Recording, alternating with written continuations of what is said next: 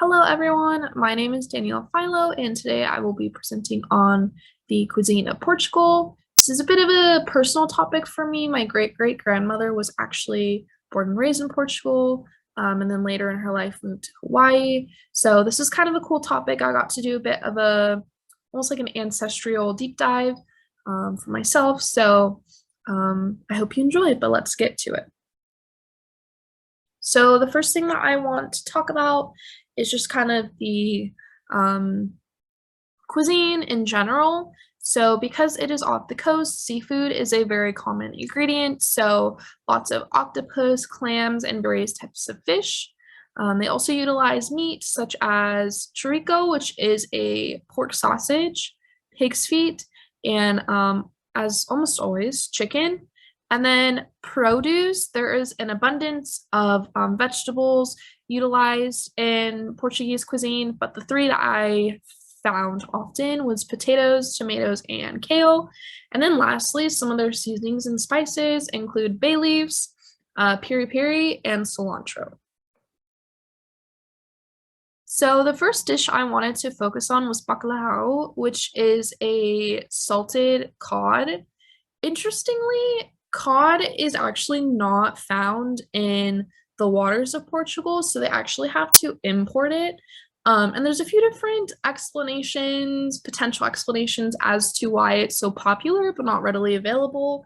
The one that I found most interesting was that centuries ago, while the Vikings were traveling around, they could have introduced salted cod to Portugal, and then it just kind of became very popular and stuck around.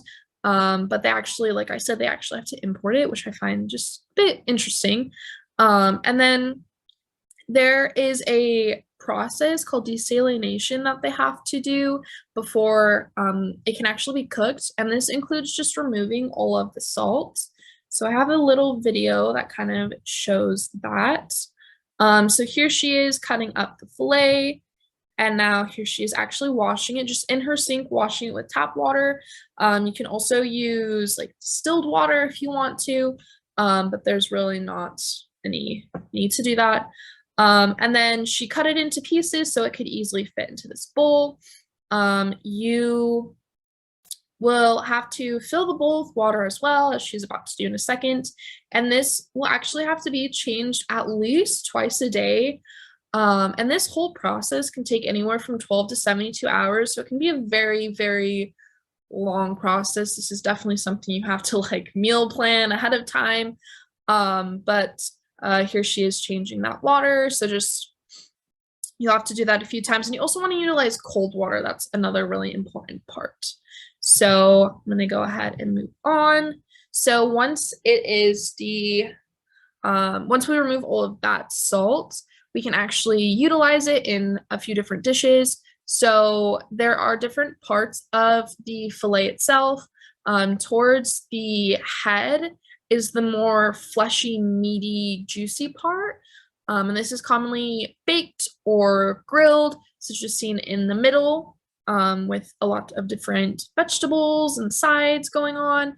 And then there's a bit of a drier, flakier region towards the tail, and this will often be shredded and used in like a batter to create fried fish cakes, as on the left, or shredded and added to soups, or I believe in this case, a pasta dish.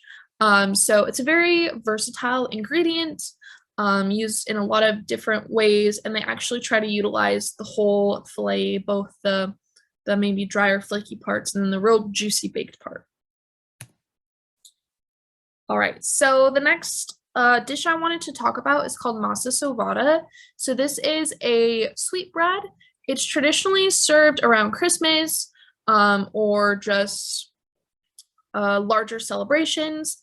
It originated from São Miguel, which is part of the Azores Islands, but it did make it to the mainland, and so it's still celebrated throughout all of Portugal. Interestingly, there is another version called Falar de Pascoa, which is it's eaten during Easter, and it has whole eggs baked into it, which I just find very, very interesting. I've actually seen pictures of them like dyeing the eggs and then putting it into the bread, so it almost has like this colorful effect. But really kind of interesting, and I've never seen anything like this before.